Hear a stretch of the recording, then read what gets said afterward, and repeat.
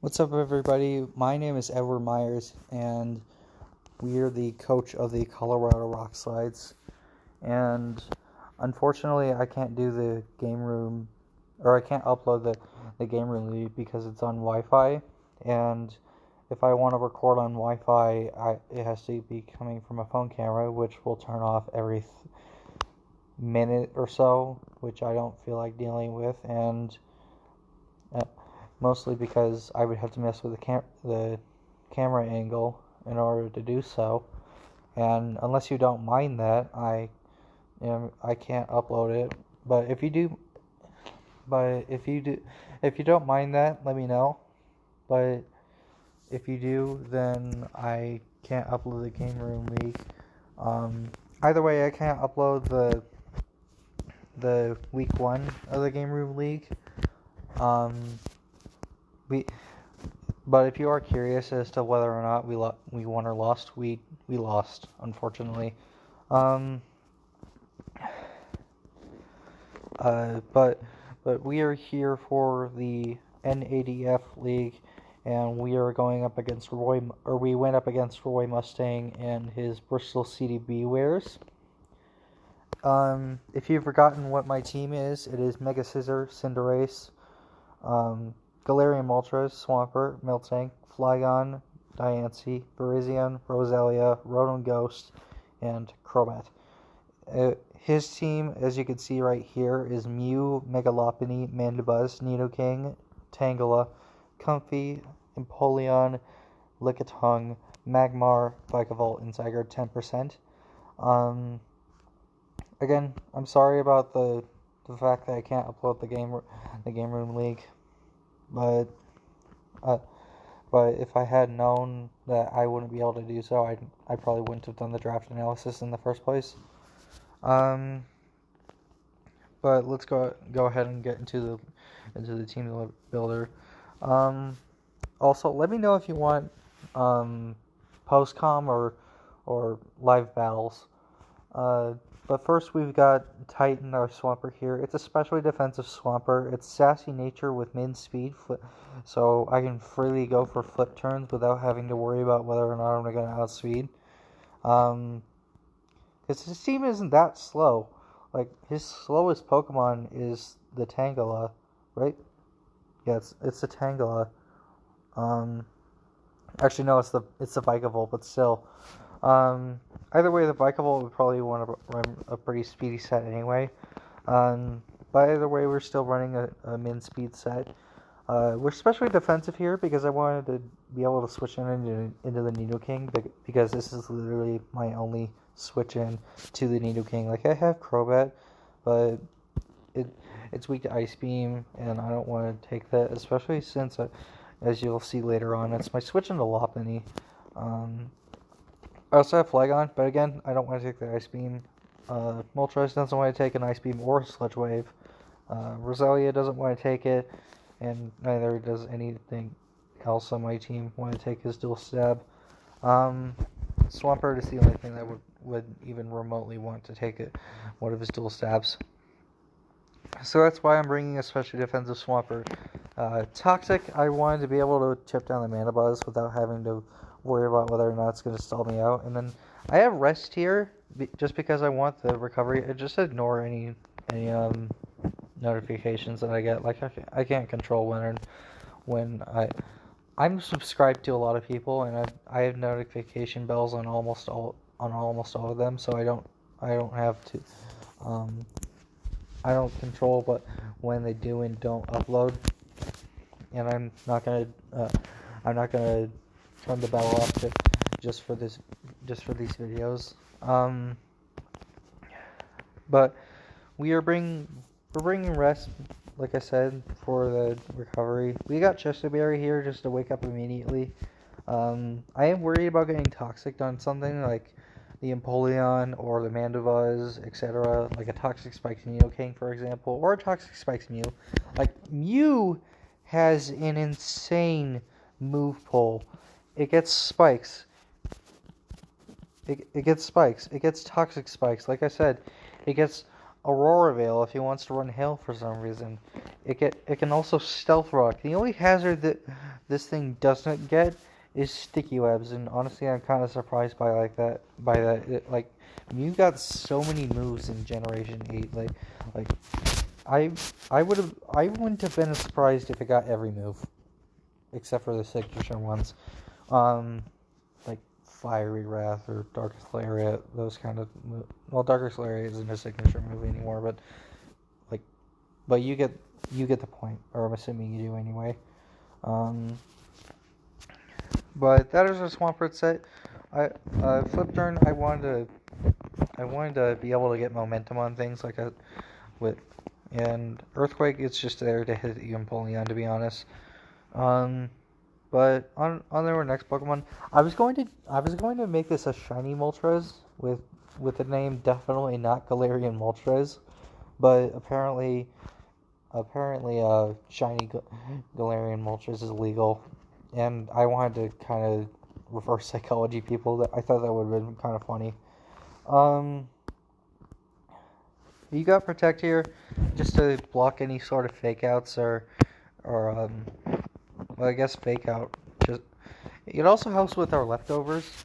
We got Nasty Plot here just to be able to stop, just to be able to take on the 1v1 the Mandibuzz. We got Substitute just to avoid Toxics on the Mandibuzz, and the Air Slash just as our only attacking move.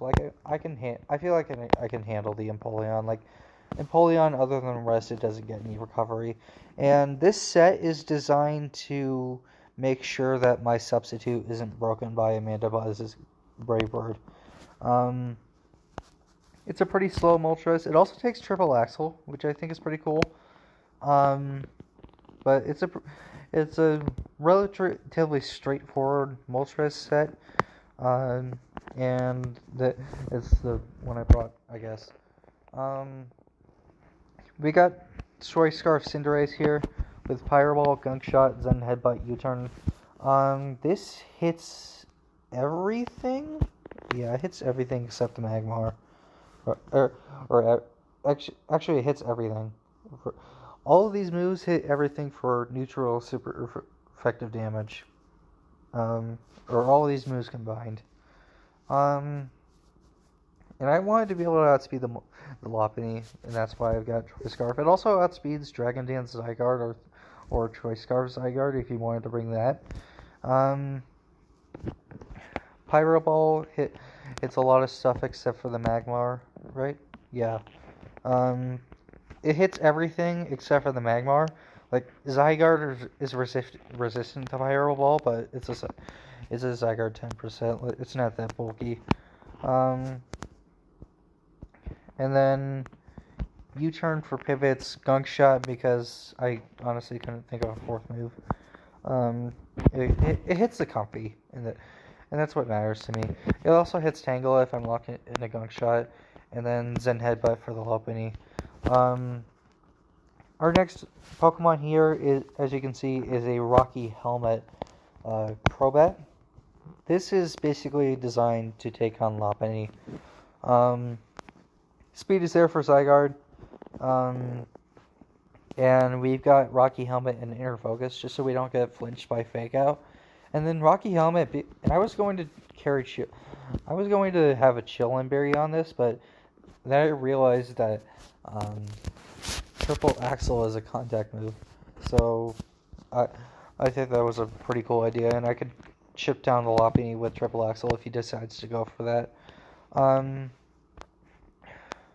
Brave Bird, it's just to have an attacking move. It also hits the Lopunny for some pretty good damage. Taunt because I don't want to get outstalled by Amanda Buzz. Roost just to recover off our HP. Like just because of the fact that he can bring rocks alone, and this is weak to rocks. I think Roost is a pretty decent move to have on there. And it's Super Fang because I wanted to be able to chip down stuff with other than Brave Bird, and I thought Super Fang would have been a pretty cool idea because of the fact that it hits if you don't know what Super Fang does, it basically makes sure that it always does half of the opponent's HP. And whether it's an Empoleon or a Lopunny, it's going to do half. Next set is our Chocolate Berry Miltank. We've got Chocolate Berry with counter on here just to take on the Lopunny. Like, I was so scared of Lopunny. Like, my team has no switch-ins whatsoever against Mega Lopunny, and I felt that I had to bring some sort of counter, pun not intended, for this set. Like I said, we got counter here. The idea was that I could put the Chocolate Berry on. I could take a close combat or a high jump kick or a jump kick or a drain punch or whatever fighting move he wanted to go for, and I could just counter and make sure that, or hopefully make sure that the Lopunny was no longer a threat. If he wanted to U-turn on my Miltank, then that would also activate counter, and something else would take a lot of damage. Ice Punch is there for the Zygarde and the Zygarde alone. Like, I can't touch Empoleon with this set unless he brings a physical set, and that's a little unfortunate. But this isn't really here to do damage against Empoleon. And then Heal Bell, just to make sure that our Pokemon aren't status. Moltres wouldn't really appreciate being status. Swampert wouldn't, and Swampert has rest. And I know I have a Chesto Berry, but I can still go for rest after getting the Chesto Berry popped. And I don't have Recycle in this, so I think it's a pretty decent idea to have Heal Bell on Miltank. And then Milk Drink is just there to to keep my Miltank healthy. We're bringing Max Defense. Because I was definitely worried about the Lopunny and the Zygarde, and I just kind of clicked this set right here, the little white bar that you see right here, with the HP max and the defense being maxed. I thought it was a pretty decent set, so I just went with it. And then our final Pokemon is an Expert Belt Parisian. I was going to bring a Choice Scarf Parisian, but I realized that these 4 moves hit everything on his team. Like, close combat, it hits the Virizion, it hits the Empoleon, it hits the Lickitung, it hits Magmar, it hits Mandibuzz, it hits Zygarde. Stone Edge, it hits Magmar again, Mandibuzz as well. Because close combat, I didn't want to rely on close combat to take out a Mandibuzz or a Magmar. Like, I wanted to use something super effective if I really needed to. Like if they were at full HP, for example, and I knew close combat wouldn't take it out. Stone Edge was basically there to do close combat's job. Mega Horn, it hits a Mew, and then Leaf Blade hits everything else for neutral or super effective damage. Actually, no, it doesn't hit anything on his team for neutral or super effective damage. It just hits for neutral damage, to be honest. So I guess I could have gone for something over Leaf Blade, but I guess I didn't want to drop my defenses if I didn't have to, or I didn't want to miss if I didn't have to, so I went with Leaf Blade. But it does hit stuff that close combat or Stone Edge or Mega Horn wouldn't, like the Comfier, for example, or actually that's it, or the Comfy. And that's the team we have. If you did watch all the way through the team builder, then I guess I'm going to do a secret word thing, and the secret word is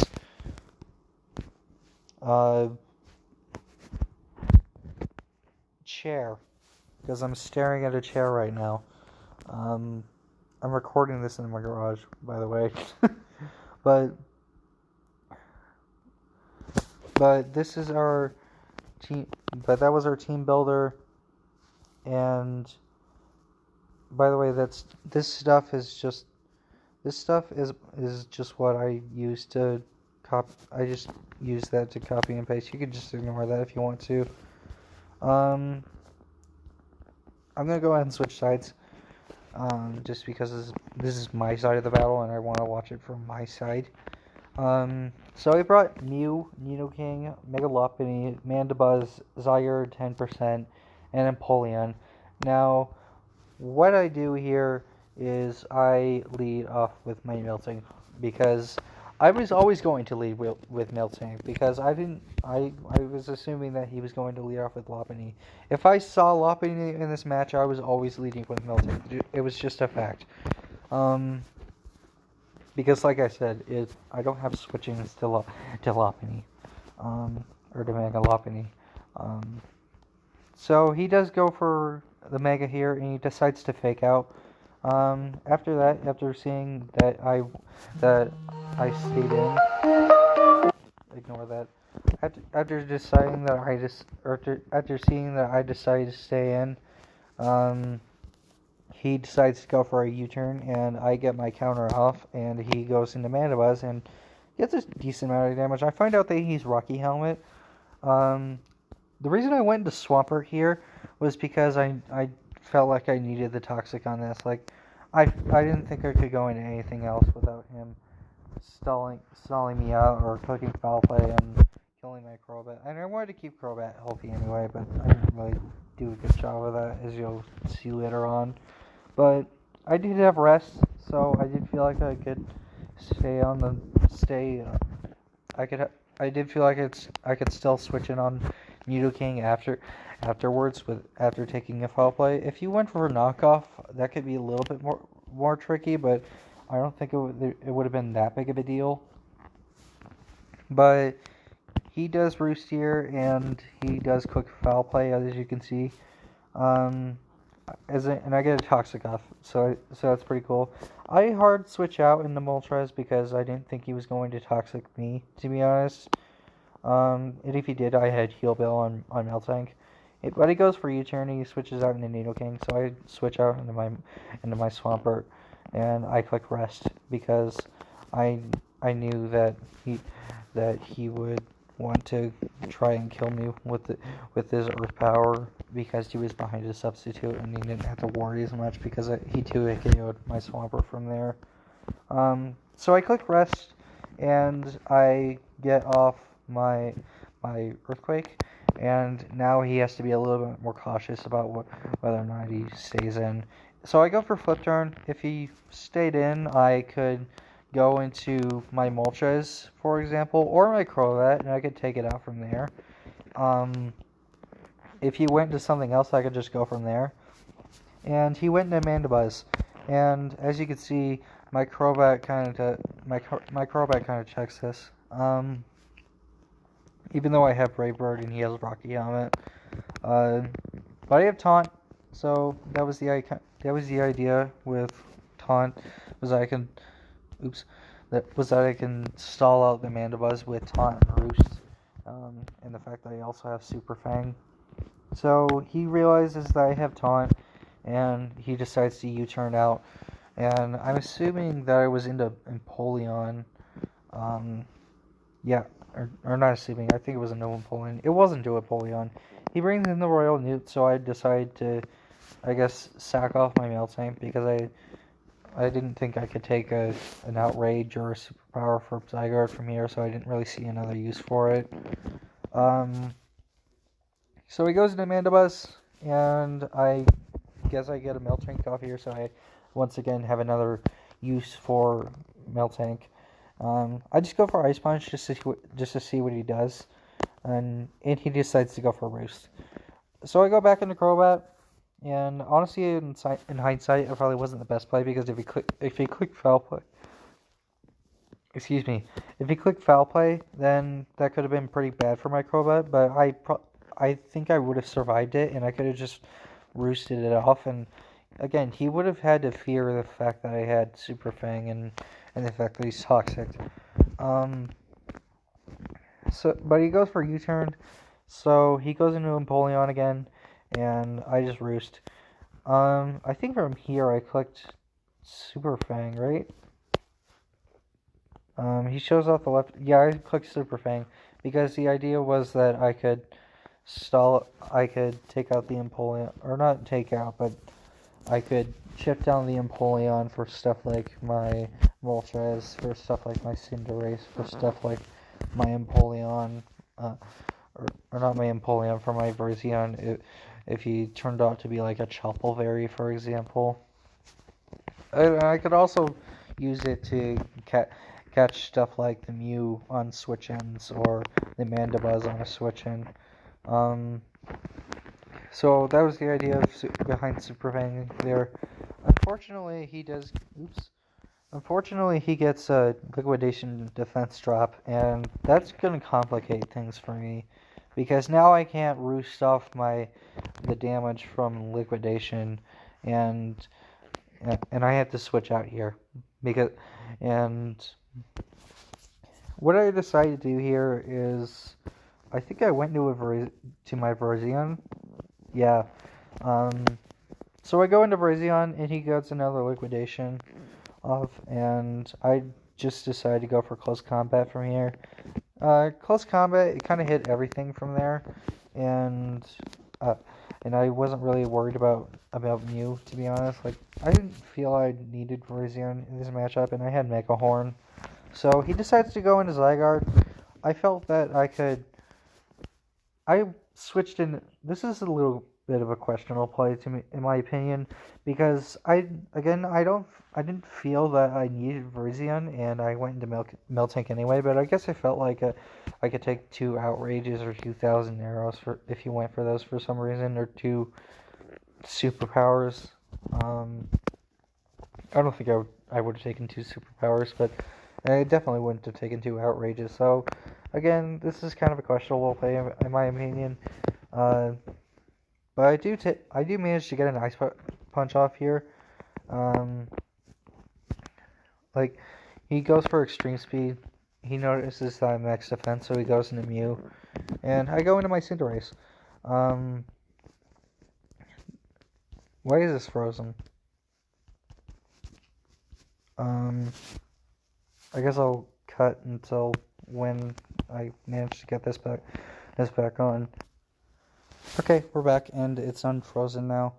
And I decided to go into Cinderace here because I knew that I could take anything he wanted to go for, aside from maybe like an Earthquake or something.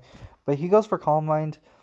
And I just click U-turn here. And just because it hits his thing for super effective damage, and I could go into my Moltres, for example, and just not worry about. For some reason, I didn't think I didn't have to worry about anything that he went for, but he did turn out to have Ice Beam, unfortunately, but I do survive, unfortunately I went for Substitute because I'm an idiot. In my mind at the time, I felt that maybe he would be slower, and I could get a Substitute off, but in the end, it was just me overprotecting, and it was a bad play, and it didn't really work out. I should have went for Fiery Wrath there. If I had went for Fiery Wrath there, I think it could have been a little bit different. But I didn't go for Fiery Wrath, and he gets 2 Ice Beams off because I'm an idiot. And I basically sacked my Moltres there, unfortunately. I just go into Cinderace again and click U-turn. It does kill it this time, and again, it lets me pivot out in case he doesn't go for that. I sack Crobat off. Like, at that point, I didn't really need Crobat anymore. Like, it wasn't really taking any hits. Like, it could have taken something from Napoleon, maybe, but Lopunny was faster. Nidoking would have killed it with Earth Power because I would have been clicking Roost and it would have lost my flying typing. And Zygarde would kill it either way because it has extreme speed, and even if it didn't, it would have had 1,000 arrows, and yeah, even if I didn't click Roost there, he still would have gotten 1,000 arrows off and killed me. So I go back into Cinderace, Um, I think I basically sacked this off. No, I didn't sack it off. What my thought process was that he that if I sacked Crow back there and I went into, or I didn't sack off Cinderace. If I sacked Crowbat off there from Virizion, then I could basically get a kill with Cinderace because he didn't know that I didn't have. Actually, I think I did have high jump kick. Did I have high jump kick? No, I didn't. But he didn't know I didn't have a fighting move, so I thought I can get a kill here because he's not going to go Napoleon, because that would be way too risky. But he went into Nidoking because I guess he didn't feel like he needed Nidoking anymore. Like, it still gets checked by Swampert. Again, he runs if he did keep Nidoking around, he would run the risk of me having the obvious and headbutt there, like I did, and then Miltank could maybe handle it with Ice Punch, and Virizion could also hit it with Leaf Blade. So I can understand why he sacked off Nidoking there, but personally, I would have sacked off Zygarde, to be honest. Actually, no, I would have sacked off Nidoking in his shoes. But Nidoking, it was probably the right play. But I do get a kill with Zen Headbutt, and he comes back into Lopunny to fake out my Cinderace because he was obviously worried about Scarf. And I was Scarf, by the way, so it was right to be worried. And I go into Virizion here because in the end, I, for some reason, forgot that I wasn't Choice Scarf. Like, I had originally run Choice Scarf on my Virizion, or originally had Choice Scarf on my Virizion, just to have something else, just to have something else to check the Lopunny. But I felt that between the fact that I had a Crobat and a counter Miltank with Doppelberry, and I felt the fact that I had a Cinderace, and the fact that Moltres could take a triple axle from full. I didn't really need to run Choice Scarf Virizion, but it definitely worked. It definitely could have worked out here in this scenario. But he didn't bring it. I totally forgot about that. So I sacked off the Cinderace, thinking that Virizion can just win the game. That was a bad play on my part. So bad that it lost me the game. And you're going to see that here. He goes for U-turn. He kills my Virizion here. And he goes into Miltank. Or I go into Miltank. And he clicks Outrage. And I click Ice Punch. And it doesn't kill him because he had defense investment on his Zygarde. And now he kills me with Outrage. And now he just kills me with Zygarde on my Swampert. So that's a week 1 loss. Hopefully we can bounce back next week, though. It was definitely a bad play on my part to sack off Cinderace there. But again, just to kind of justify that play, I thought for some reason I had Choice Scarf Virizion. And it definitely could have won here. Like, it hit everything with close combat. All I needed to do a few times was set. If I was Choice Scarf Virizion, I would have killed the Lopunny, and he would have went into Zygarde and clicked Extreme Speed, and then I would have sacked off my Swampert, and then went into Miltank, and clicked Ice Punch, and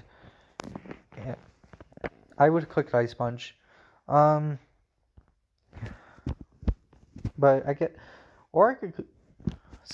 but if I did click Ice Punch there, I would have needed it. Actually, you know what? I'm going to calc that real quick.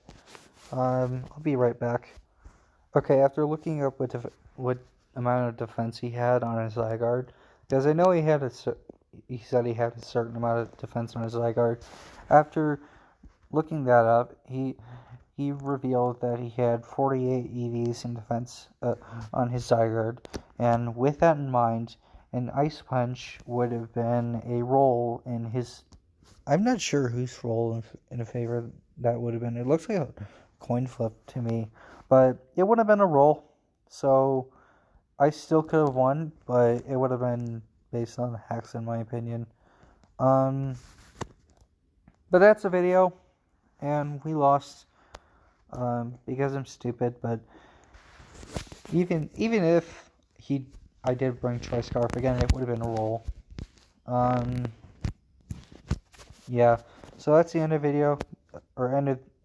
video, and